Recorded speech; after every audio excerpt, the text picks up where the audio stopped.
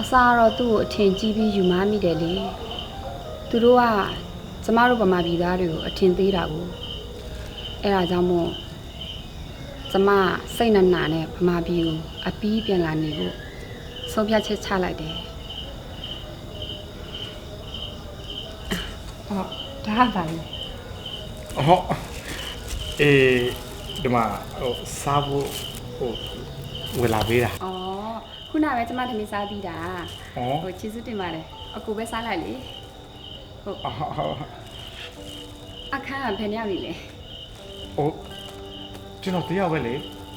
ဟုတ်လားဟုတ်တယ်မိန်းမရှိဘူးလားဟေးမရှိသေးဘူးခင်ဗျကျွန်တော်လူမျိုးမိန်းမဘယ်ကလေးလာကြိုက်မှာတော့ကျော်မကျော်လားအခုပြောတယ်လေထိုင်းမှာနေတဲ့လူတွေကဘာလဲစားလဲမသိအသားရည်တွေလာနေအောင်တော့သူတို့မှာနော်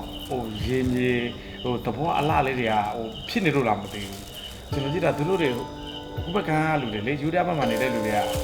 အသားရည်တွေလာတယ်နော်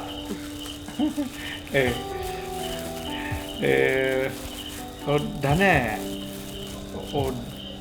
ဒီဘက်မှာကျွန်တော်မြန်မာပြည်ဘက်မှာပြောင်းလာတယ်ဆိုတော့ဘာတွေလှုပ်ရှားกันလာဖို့လဲစဉ်းစားထားပြီလားပါလာတဲ့ငွေလေးနဲ့ရှိတဲ့လက်ဝတ်လက်စားတွေကိုထုတ်ခွဲရောင်းပြီးတော့စားတော့ဆိုင်တဆိုင်ဖွင့်ရင်ကောင်းမလားလို့စဉ်းစားမိတယ်ပြီးတော့အကိုတို့နဲ့အခန်းကြီးလမ်းချင်းနေရတာအကိုဖို့အကိုဖေးရတာပေါ့ဟုတ်ကဲ့ပါရပါတယ်ကျွန်တော်လည်းတတ်နိုင်ပဲရပါတော့ဘာလို့လူလဲဆိုတော့ကျွန်တော်ပြောပါကျွန်တော်အနည်းအကူရပါတယ်နောက်ဒီမှာပြောင်းလာတယ်ဆိုတော့အပေါ်နေဖို့အိတ်ထောင်လေးပါလေမစင်လာတော့ကျမကတော့အိမ်တော်ပြီးဖို့မစင်လာတော့ပါဘူး။ကြာကြာလေးတွေတော်တော်လေးစိတ်နာပါမဟုတ်သေးပါဘူးဗျာဘိုးပဲကားလူနဲ့ဒီဘက်ကလူနဲ့တော့အဲ့ဒါကိုနိုင်ရှင်လို့မရဘူးလေကျွန်တော်တို့လည်းရှိပါလေဒီပါထားလိုက်ပါကျွန်မလည်းအင်းရနေပြီနော်ဟုတ်လို့ခေါင်းไปนอนได้แล้วเนาะได้มั้ยเนาะโอเค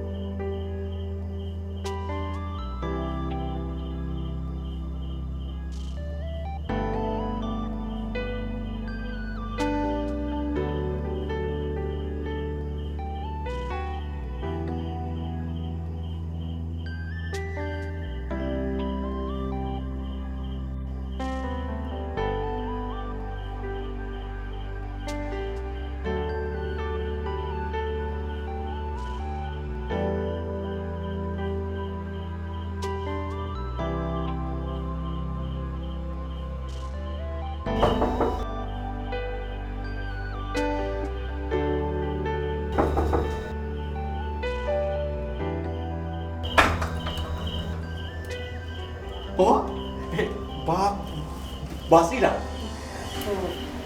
ကျမကြီးဒီကအားစိတ်နေလို့ကြွမှာစားကဲတယ်ဘီယာတွေအရက်တွေမူးအောင်စားပြီးတော့ကပ်ပြလိုက်ချင်အဲ့ဒါကြောင့်အခုဒီကအားတယ်ခါလာဟောခါဆောင်နော်ခါဆောင်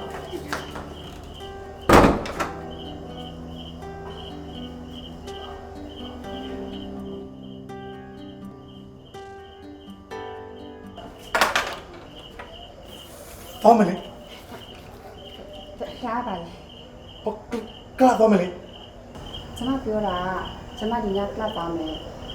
အကိုအားနေဆိုရင်ကျမကလေးတစ်ချက်ကြည့်ထားပြီးပါလို့အဲ့ဒါပြောလို့